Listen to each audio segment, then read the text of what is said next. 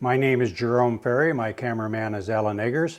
We will be reminiscing with Joanne and Ernie Buresh about their fond memories of their late friends Howard and Margaret Hall.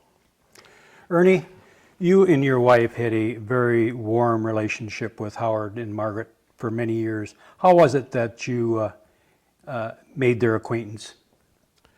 Well, my first, encounter with Howard was through the bank at Merchants National Bank. He was on the board, and I was in the trust department. What year was that? 1958. Approximately what time did your relationship start becoming a friendship? Well, I think it was about the time, he was also chairman of City National Bank, and it was at about that time that Citibank was not doing very well, so he wanted to change management, get some people on the board. And so I first was invited to be on the board. And then some years later after that, a couple of years, I then took over the management of the bank. Did Howard and Margaret have any children? No. Did he go to college? He never went to college. Never finished high school. Was it unusual for somebody like that to have that much, what would you call, common sense? Exactly. Common sense and I think just the ability to deal with people. Where was his hometown? Onslow. Mm-hmm. And did he ever refer to his roots back in Onslow? A lot. Jones County and Onslow. Mm-hmm. You were telling me earlier about the calf story he used to tell. That. Well, when he was young, his dad gave him a calf, and he sold the calf and put the proceeds in the Onslow Bank, which my father-in-law, Joanne's dad, ran. And I think, I'm not sure, but I think that money was still there long after we. I'm not sure. It was a substantial sum by the time we found out about it. Because of your age difference, would you have considered him as your mentor? Absolutely. Even though you had a college education and he never graduated from high school, there was a lot to learn from the man. Well, not any question about that. Did you ever ask him for advice? A lot. Did he ever offer? Was he free to offer advice to you? Yeah, I think in a very subtle way. I think I got the message. Mm-hmm. Did he serve on a lot of boards? Yes, Square D and Merchants National Bank and let me see, what were some of the others? Amana. Of course, he founded Amana. Mm-hmm. Go ahead. No, you go ahead. Okay, he founded Amana along with Arthur Barlow. They put Amana together.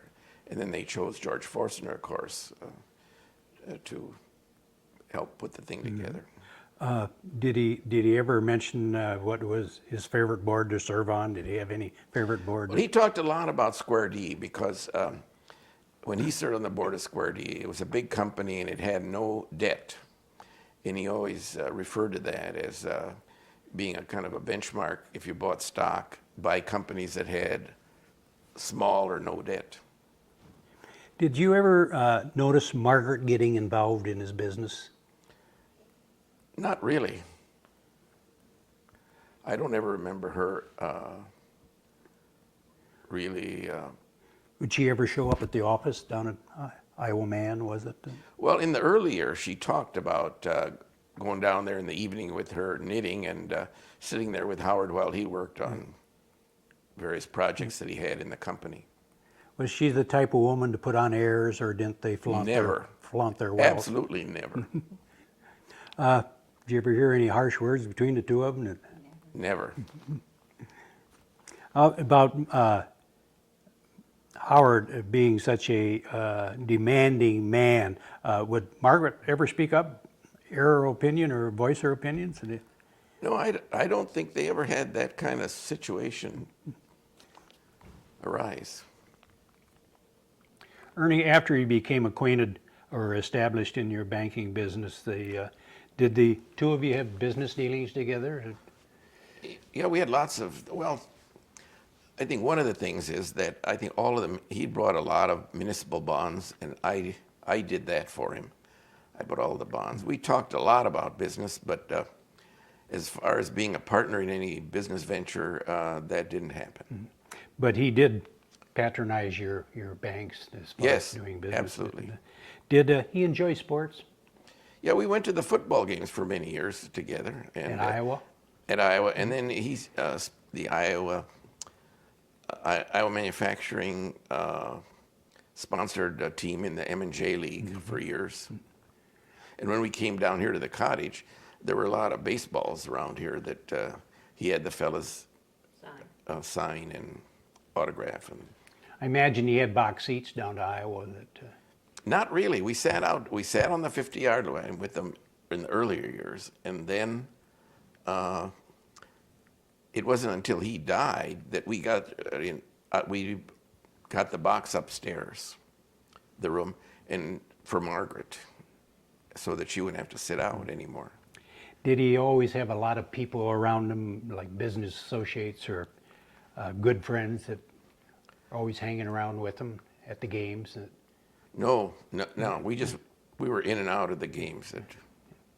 I had read someplace that he was a good friend with Coach Ebashevsky. Yes, he had a full, life-size cardboard statue of him right at the entryway at Brucemore. Didn't he sponsor some scholarships also? I think he may have. I'm not sure about that. Gus Schrader did. He was a good friend of Gus Schrader's. Mm-hmm. Did you ever notice other people trying to leech off him, like some people tried to do? Well, that always happens. Yeah. But he handled those really well. Did he? He knew how to do that. Joanne, when's the first time you met the Halls? The first time was when we came down here to the Palisades Cottage, and she opened the door, and I didn't know who it was, so I said softly, "Mrs. Hall," and it was Mrs. Hall, and she was just so plain, ordinary, just a real nice lady. But you'd think that I would have seen pictures or something, but it just didn't register. At what point in time did you could see that your relationship was turning into a true friendship with Margaret? Well, that's hard to say. I think right away she made you feel so welcome, and she was so good with people, and I don't know, just very, very comfortable to be around both of them. And of course, he always referred to me as Miss Onslow, since he came from Onslow, and I got a kick out of that. But they had called it a cottage or a cabin at that Cottage. They always called it, we'll go down to the cottage with the dogs, and they always have the dogs with them. When they would come down for the weekends, did they always have a lot of guests around, or was it pretty much themselves? Not when we were here so much. They earlier had the Cocolettes, and maybe the Rileys, I don't know. Just the Cocolettes. Not when we were here. We usually and maybe Carolyn and Frank were here. She might have helped serve that first time, or then they were over in the doghouse. They wouldn't stay with us. But Did Howard and Margaret ever stay overnight? yes, they stayed. And then he would go back to town on Sundays, but they were always here on the weekends. I was going to ask you, was it? Did Howard run back to the city a lot? He called himself a glorified paper boy. He'd go back and get the Sunday papers and bring them down here for everybody. It was down near the Rileys. Did you find conversation easy, or? Oh, it's very easy, because we loved to listen to Mr. Hall. He had such interesting experiences, and Margaret and I kind of just listened to the fellows. We didn't do a lot of talking. Did Howard ever reminisce about his war stories? Yes, that was what was fun, sitting hearing those. Would he serve cocktails? Well, at that point, they weren't drinking that much. I think that he always had booze here if you wanted it, but Margaret and I Never did. I don't think Ernie did either. I don't know. We never. In his earlier years, I'm sure he did, but You were telling me earlier that Margaret had a favorite or an expression she always used.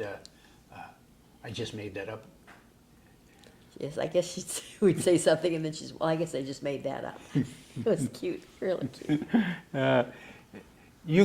There was quite a difference in your age, the two of you and Howard and Margaret. I think I figured out that Ernie was about 32 years younger than.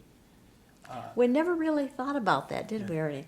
It was just like they were good friends, and They may have been considering you like their children. they may have. They We never had any thought- children, and they enjoyed your company so much that. They kind of adopted us that way. They said, you two seem to enjoy being down. I think once the Prynes were here with them too. And they never enjoyed coming down here like we did. And we'd always say what fun it was. And they said, well, you're one of the few people that like to come down here. I couldn't believe that. But Did they have a housekeeper here at the cottage? well, just Carolyn Shimmick would come down and clean or set the table or she would pack the basket and they'd bring it down. And Margaret always put the marinade on the tomatoes. We had that figured out how to do that, and that was her cooking. That was her special recipe: the marinade tomatoes. And in doing my research, I found out, I don't know if it was Margaret's or one of Howard's dishes where they used to have resin potatoes. Oh yes, out on the fireplace. Yes, she did that with How her. would they cook those? Now they had this big black iron kettle, and she would swing it over the fire until that rosin became bubbly, and then she'd toss in these russet potatoes, and it'd take about 10 minutes, and they'd come to the top, and then she had a big sieve-like thing that she would lift them out of the rosin and put them on the Wall Street Journal, they always said, and twist the ends up, and don't unwrap them. They kept saying, just cut right through when you're going to eat them. Don't. But they're very mealy, very, very good. It's a special treat. I want Alan to show some old photographs here. This first one is of the Rogers Church. Understand that is burned down now. Yes. It is such a unique old church. I thought it'd be nice. It burned down, but Howard, for as long as I belong to the mother church, which is over near Ely, and he donated to that church all the years that To the Rogers that Grove we know him. Church. Yeah. Do you have any idea what year it burned down?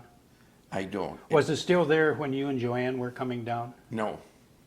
I don't Yeah, remember. It did the first few times. First yes. few times. Because I remember being there for a dedication of a Yeah, bell or something that It when may have burned down in about the 60s, You must have I been. think. And then the next picture is one of Joanne and Howard and Margaret and the dog standing out front. Did they bring their dogs with them every time they would come down? All- Yes, every time. If we were at the football game, they would go home and get the dogs and bring them down, or Carolyn would have brought them down, whatever. And then Howard sitting on a donkey. I understand that he had a regular menagerie here of, up the road a little bit on the farm. Yeah, he had some llamas. The donkey was shipped to him from, I think, Texas. A dealer down in Texas shipped that donkey up here. I guess it's a burro. It was a burro. They called it a Yes, I burro. think it was. And then the next one he's holding, it looks like a little fawn. Yeah, we had deer penned up here right up until the time that I think he died, and then after he died, we of course they were interbreeding so much that we just opened the gates and didn't Let him run with the wild Yeah. deer. Yes. And then the next one with Margaret feeding the burro through the She fences. loved animals.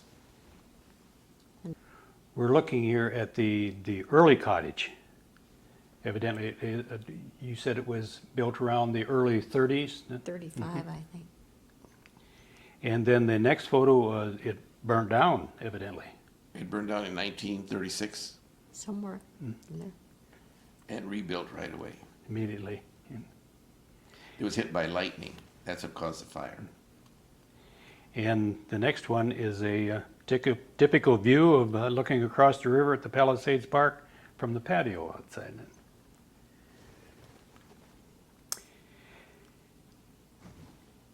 Was Howard, you knew him well enough by this time, did he feel more himself at the cabin or at Bruce more? When he come to the cabin, did he seem to relax and let her down a little bit? Yeah, he'd say almost anything down here. Plus, he always said, I work all week to come down here and watch, what was Lawrence- the TV? Lawrence Welk. Yes, I love Lawrence Welk.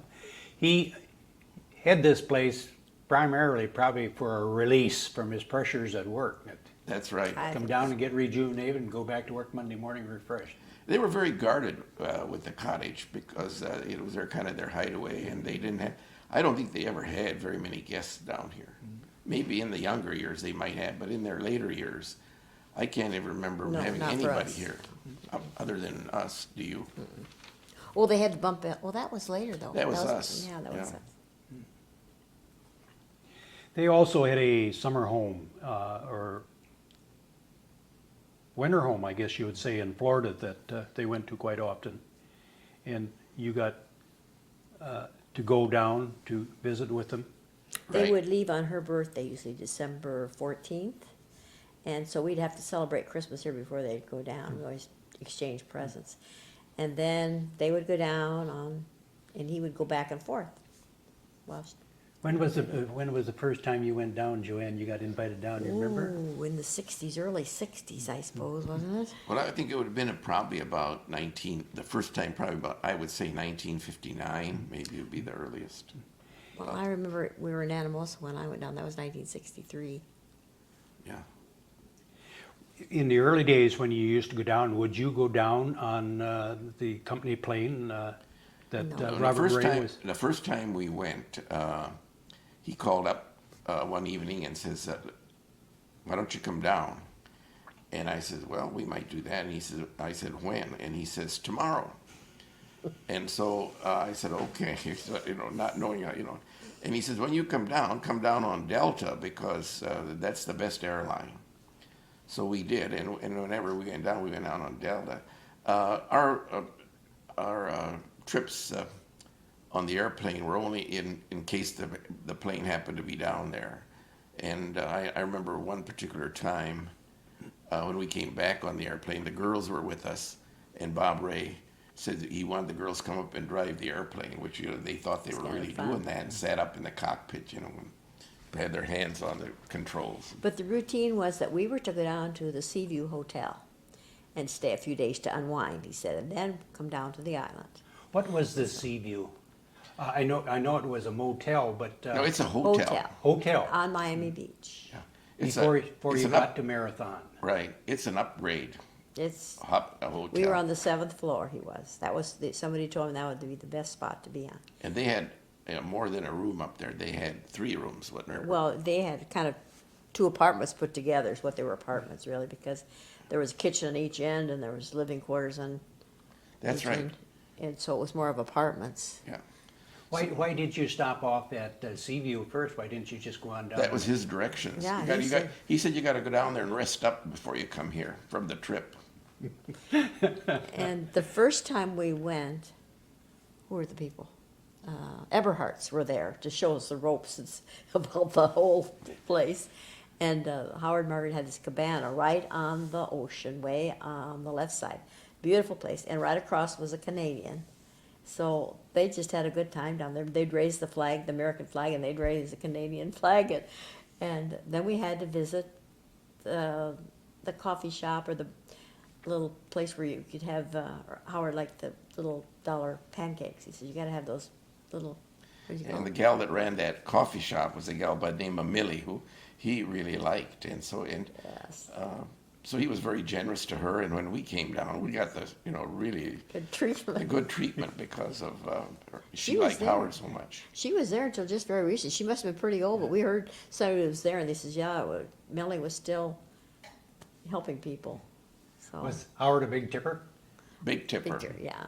Margaret too was always asking, do you think after later years, do you think this is enough? Because Howard was a good tipper. Was he the type of person that he expected good service though for that tip? Would he speak up to? Oh, not really. No, I think he just, if he didn't have good service, I don't think he ever even mentioned it that I know of. No. But they all knew them. Robert Ray was the pilot, Howard's pilot, that Yeah. flew this plane for quite a few years, wasn't he? I think he was the only pilot that I knew that he had. Did you, this is back in quite a few years ago, did you feel comfortable flying down in a company plane? Sure, no problem. And then, of course, his home at Marathon. Was this a island that was already there, or did he have it built up? He had it built up. Everything was taken off, and he had a seawall built. They had a man duck that built it all around. They showed us, and there was only one original tree. Everything else they'd brought in.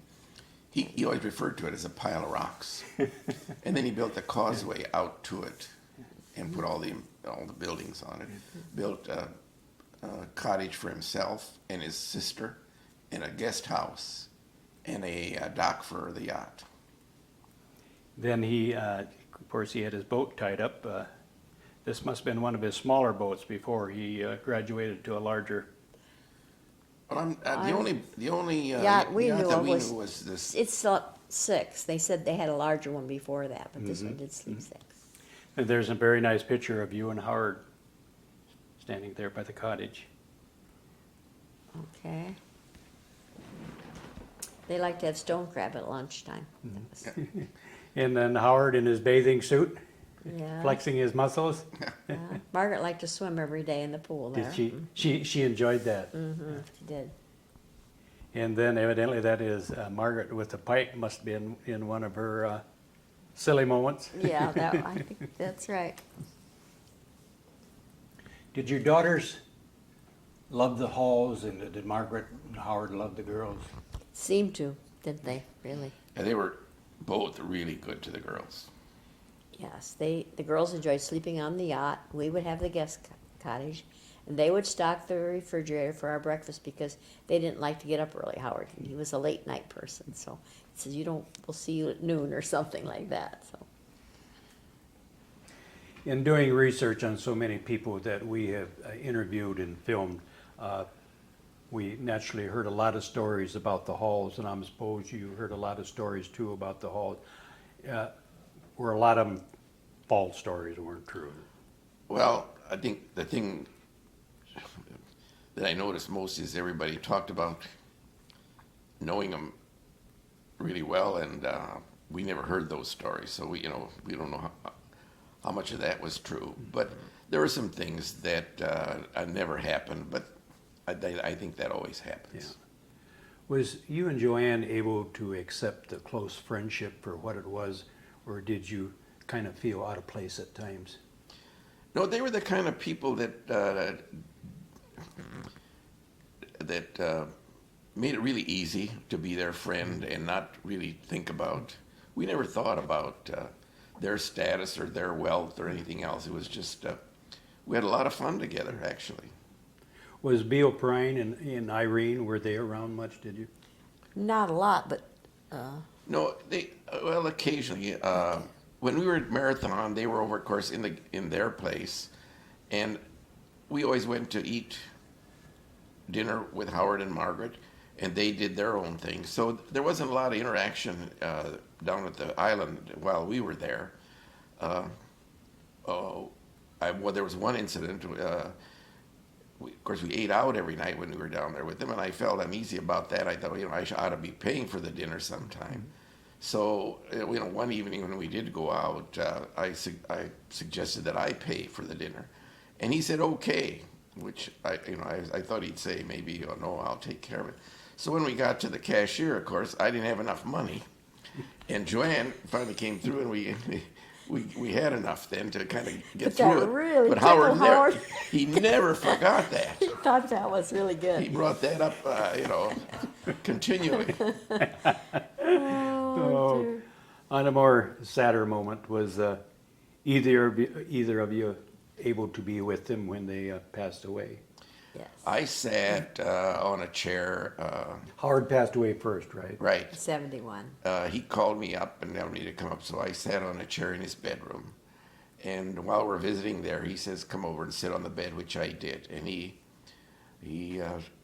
said a number of things that I probably should not share with anybody. I think they were talked about in confidence, and so that's probably the way it ought to be left. But then he died the next morning. And in Margaret's case, we were there. It was maybe We shortly. went so frequently, but this time we were there about an hour before she died. And we could see the end was near. I don't know how much she knew. The nurse was next door, and she came in and moistened her lips, and we could see it wasn't long. And we went over to our daughters, and when we came back again, she was gone. The hearse was there. She passed away. Howard died in 1971. Yes. Yes, and she died in 81. Both in Almost the 10 spring. years. Almost 10 years apart. Where were they buried? They're at Oak Hill Cemetery and in a Mausoleum. Any reason for being buried in Oak Hill? Or was that Well, a that's- place for the prominent people to be? Yeah, that was Sinclair's, and all those people were buried. And her relatives, but her mother. I don't know about that. Did you ever know any other couple like Margaret and Howard? Oh, no. There aren't any other couples like them. You and Joanne inherited the cottage from the Hall estate, is that right? Did you find yourself in enjoying it as much as they did? Or do you enjoy it as much as you think they did? When we have time to come down here, it's wonderful, and we've had some, really fun times with inviting people down here to share it with. But if it seems like we're so busy that we don't have the kind of time that we'd like to have down here. But we're thankful to have it. It's nice. Do you ever think maybe it's time to slow down long enough to smell the roses and enjoy it a little bit more? I don't think that'll happen with me, but maybe with Joanne. Do you like to come down, Joanne? Oh, I enjoy it. Yes, we always say, why don't we come down here more often? And I can see why the Halls would like to come every weekend. I mean, it was just away from everything. But we have a nice home now, and we enjoy that too, so it's difficult. Your home in the city is at the Weaver Whitworth Old home, yeah. estate, Yes. right? How many rooms? Ernie didn't know how many rooms were in Oh the my place. goodness, I don't know how many rooms. It depends on what you count for rooms, every bedroom has a dressing room and a big bathroom, and there are 3 big bedrooms, four bedrooms, and one was more the maid's area, that 4th area. So This was Howard Whitworth's. this was Weaver. Weaver They were good Whitworth's friends with the Halls because they always had the German Shepherd dogs too, and in fact, Margaret said that they would like to have them have one of their dogs, but she says we don't like the temperament of the wood dogs as well as this place. We get them up somewhere else, and we're very comfortable with their temperament, so we never have gotten one of Weaver's. Unless the two of you have any more, memories to share with us, the Carl and Mary Kaler History Center, the Linn County Historical Society, would like to thank you very much for sharing your memories with us. And we'd like to thank the History Center for making this possible because it's in our best interest to have this preserved also, Right. Thank you very much. particularly as a memorial to Howard and Margaret. Oh yes.